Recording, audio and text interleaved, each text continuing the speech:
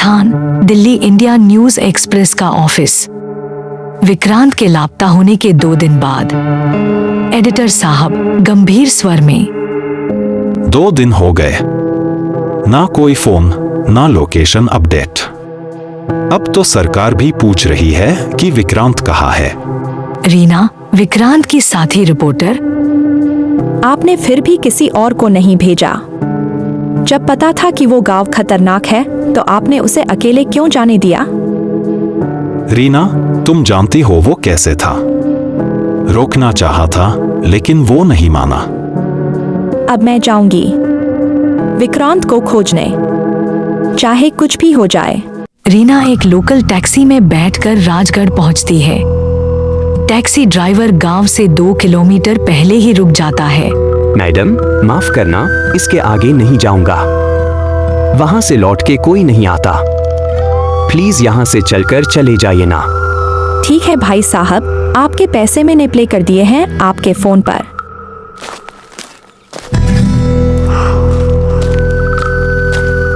इन madam को अब भगवान ही बचाए। रीना अकेली ही चल पड़ती है। हवा में अजीब सी गंध है, जैसे जली हुई हड्डियों की। तभी रीना चलते चलते रुक जाती है और मन में बोलती है, ये गांव इतना सुनसान क्यों है? तभी दूर एक हल्की सी आवाज आती है, किसी के कराहने की। विक्रांत, विक्रांत तुम हो? वो आवाज कुएं के पास से आ रही थी, वही कुआं जहां विक्रांत का कैमरा मिला था। रीना धीरे धीरे कुएं की ओर बढ़ती है। वहां साध्वी माया पहले से खड़ी थी। तुम उसकी मित्र हो? हाँ, विक्रांत मेरा दोस्त, मेरा साथी है। कृपया मुझे सच बताइए, वो कहाँ है? वो शरीर नहीं है अब, वो केवल एक ऊर्जा है, एक आत्मा जो इस कुएं के आसपास भटक रही है। क्या मैं उसे देख सकती हूँ? देख सकती हो, लेकिन कीमत देनी होगी। जो मृत्यु की दहलीज पर जाता है वो जीवित नहीं लौटता। रीना पीछे नहीं हटती। वो कुएं के पास ध्यान में बैठती है। साध्वी माया कुछ मंत्र बोलती है। हवा अचानक भारी हो जाती है। राक्षसादिकम क्षणेन हन हन भंजय भंजय मारे मारे शिक्षे शिक्षे महामारेश्वर रुद्रावतार हो फट स्वाहा। एक हल्की नीली रोशनी कुएं से निकलती है और एक धुंधली आकृति प्रकट होती है, विक्रांत की आत्मा। रीना, भाग जा यहाँ से। वो रति अब तुम्हारे पीछे है। उसने मेरा शरीर नहीं लिया, मेरी पहचान ली है। विक्रांत, तुम्हें कैसे बचाऊं? कुछ तो बताओ। मेरे कैमरे में कुछ है, कुछ जो उसे रोक सकता है, लेकिन उसे देखने की हिम्मत चाहिए। अचानक हवा में एक डरावनी चीख गूंजती है। रति की आत्मा लाल साड़ी में उल्टे पैरों से आसमान से नीचे आती है। एक और शिकार, आत्मा की प्यासी मैं हूँ, अब तेरी बारी है। अगली सुबह सूरज की पहली किरणें भी गांव को रोशन नहीं कर पा रही थी। कोहरा इतना घना था कि हाथ को हाथ दिख नहीं रहा था। गांव के मंदिर में साध्वी माया और रीना बैठी थी। वो रति हवा में तैर रही थी, उल्टे पैर, बिना चेहरा। क्या वो सचमुच मरी नहीं? उसका शरीर तो जला दिया गया, लेकिन आत्मा को बांधने की विधि अधूरी थी। इसलिए वो हर अमावस को लौटती है, और अब तो रक्त मावस भी थी। इस बार उसका प्रकट होना भयानक था। उसने कहा, अब तेरी बारी है। वो मुझे क्यों चाहती है? क्योंकि तुम जानना चाहती हो, और रति उन्हें ही निगलती है जो उसे समझने की कोशिश करते हैं। लेकिन अगर तुम उसके अतीत तक पहुंच गई तो उसे रोक भी सकती हो। तो मुझे उसका अतीत के बारे में कुछ बताइए ना। रति का अतीत 100 साल पहले। ये है रति का अतीत। सुनो ध्यान से। वर्ष 1924, वही राजगढ़ गांव। रति नाम की युवती सुंदर थी, लेकिन उससे भी ज्यादा बुद्धिमान। वो जंगल की जड़ी बूटियों से इलाज करती थी। लोग उसे पहले जादूगरनी कहते थे, सम्मान से। पर जब गांव में बीमारियों का कहर टूटा, लोगों ने उसकी विद्या को ही दोष दे डाला। एक रात अमावस के दिन गांव के पंडितों ने उसे डायन करार दिया। लोगों की भीड़ गुस्से में चिल्लाती है, इसने ही हमारे बच्चे मारे हैं, इसे आग में जलाओ। रति को बांध दिया गया और जिंदा जला दिया गया। रति मरने से पहले चिल्लाती है, तुम सबने अन्याय किया है, मैं लौटूंगी हर अमावस को, और तुम्हारी औलादें, तुम्हारी आत्माएं सब मेरी होंगी। और तब से हर अमावस की रात गांव में कोई न कोई लापता हो जाता। रीना अब साध्वी के साथ मंदिर के नीचे बने एक रहस्यमय तहखाने में जाती है। वहां विक्रांत का टूटा हुआ कैमरा रखा था, उसके आसपास राख और काले धागों का घेरा। क्या इसमें कुछ दिखेगा? अगर तुम इसे चलाने की हिम्मत रखती हो। रीना कैमरा ऑन करती है। स्क्रीन पर झिलमिलाहट होती है। फिर एक वीडियो चलता है। मैं मंदिर से बाहर निकल आया हूँ। हवा भारी हो रही है, सामने कुछ चल रहा है। कैमरा झूमता है। फिर एक अजीब दृश्य। एक लड़की युवावस्था की लाल साड़ी में, उसकी आंखें बिल्कुल काली।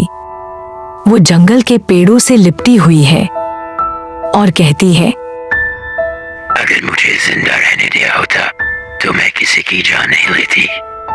उसका चेहरा पहली बार देखा, आधा जला आधा मासूम, जैसे दो लोग एक शरीर में हों। क्योंकि रति अब दो आत्माएं बन चुकी है, पीड़िता और प्रतिशोध। अगर पीड़िता को शांति मिली तो प्रतिशोध भी मिट सकता है। पर कैसे? क्या कोई रास्ता है उसे शांति देने का? एक रहस्य की खोज। गांव का पुराना पुस्तकालय। रीना गांव के वीरान पुस्तकालय में जाती है। वहां ढेरों पुरानी किताबें पड़ी हैं, दीमक खाई हुई। वहां एक और बुजुर्ग मिलता है, पंडित चतुर्वेदी, जो 90 साल का है। मैं वही हूँ जिसने रति को जलाए जाने के वक्त मंत्र पढ़े थे और आज तक सो नहीं पाया। आप जानते हैं कि उसे कैसे मुक्त किया जा सकता है? अगर उसकी जली हुई चूड़ियां और राख उस कुएं में डाली जाए जहां उसे मारा गया था, और उसका नाम 3 बार शुद्ध आत्मा से पुकारा जाए, तो उसकी आत्मा को मोक्ष मिल सकता है। और अगर ये सब करने में देर हो गई तो इस बार की पूर्णिमा रति की अंतिम जागृति होगी। वो फिर सिर्फ आत्मा नहीं, देहधारी शाप बन जाएगी, और तब उसे कोई नहीं रोक पाएगा। अब रीना, साध्वी माया और पंडित जी रति की राख और चूड़ियां इकट्ठा करने निकलते हैं। लेकिन तभी जंगल से वही डरावनी सरसराहट फिर शुरू हो जाती है। रति की आवाज हवा में गूंजती हुई। तुम्हें लगता है तुम मुझे खत्म कर सकती हो? अब तुम मेरी हो, रीना। रीना का शरीर हिलने लगता है, उसकी आंखें सफेद हो जाती हैं। नहीं रीना, अपने आप को संभालो, तुम्हें वही तो चाहिए, तुम्हारा डर। रीना चिल्लाती है और गिर जाती है। रीना बेसुध पड़ी थी। साध्वी माया उसके माथे पर राख लगा रही थी और मंत्र बुदबुदा रही थी। पास ही बैठे पंडित चतुर्वेदी के चेहरे पर चिंता की रेखाएं थी। रति ने इसे छू लिया है, ये अंतिम चेतावनी है। अब या तो रीना उसे हराएगी या खुद उसी की तरह बन जाएगी। समय बहुत कम है। आज रात हमें विधि पूरी करनी ही होगी, नहीं तो ये गांव और बाकी दुनिया रति के अंधकार में डूब जाएगी। रीना की आंखें खुलती हैं, उसकी सांसें तेज चल रही हैं, लेकिन उसके चेहरे पर अब डर नहीं, कुछ और था, जिद। अगर मैं उसकी वजह से मरने वाली हूँ तो कम से कम मैं उसका सच उजागर करके मरूंगी। तो तैयार हो जाओ, आज रात हम उसका अंत करेंगे। लेकिन ध्यान रखना, वो शरीर में भी आ सकती है, आत्मा में भी। तुम्हारे चारों ओर सिर्फ भ्रम होगा। अगर मैं डर गई तो रति जीत जाएगी। रीना, साध्वी माया और पंडित चतुर्वेदी तीनों मिलकर रति की बची हुई राख, चूड़ियाँ और पुरानी लाल साड़ी के कुछ टुकड़े लेकर पुराने कुएं पर बैठे हैं। उस जगह को चारों ओर से जड़ी बूटियों, रक्षा चक्र और अग्निकुंड से घेरा गया है। प्रिकाली रक्षरति आत्मा मोक्षाय, प्रिकाली रक्षरति आत्मा मोक्षाय, प्रिकाली रक्षरति आत्मा मोक्षाय। तभी हवा में एक झटका होता है। एक काले तूफान जैसी शक्ति वहां मंडराने लगती है। तुम सब मुझे बांध नहीं सकते। मैंने आग में मरकर जन्म लिया है। मैं शाप बन चुकी हूँ। एक भयानक आकृति प्रकट होती है। आधा जलता चेहरा, लाल आंखें, उल्टे पैर और शरीर से निकलती काली भाप। अचानक हवा से एक और चमकती हुई नीली रोशनी नीचे गिरती है। विक्रांत की आत्मा प्रकट होती है। रति, मैं जानता हूं तुम एक जुल्म का शिकार थी, लेकिन बदला तुम्हें राक्षस नहीं बनाता। तुमने मेरा चेहरा सबको दिखाया। तुमने मुझे कैद किया कैमरे में। अब तुम मेरी आत्मा को नहीं समझ सकते। नहीं रति, मैं समझ सकती हूँ। मुझे भी दुनिया ने नीचा दिखाया है, लेकिन मैंने खुद को खोने नहीं दिया। रीना आगे बढ़ती है और उसके हाथ में जली हुई चूड़ियां हैं। वो उन्हें कुएं में डाल देती है। वहीं पंडित और साध्वी अग्निकुंड में मंत्र का अंतिम पाठ शुरू करते हैं। नमः कालात में रति शुद्धि स्वाहा, नमः कालात में रति शुद्धि स्वाहा।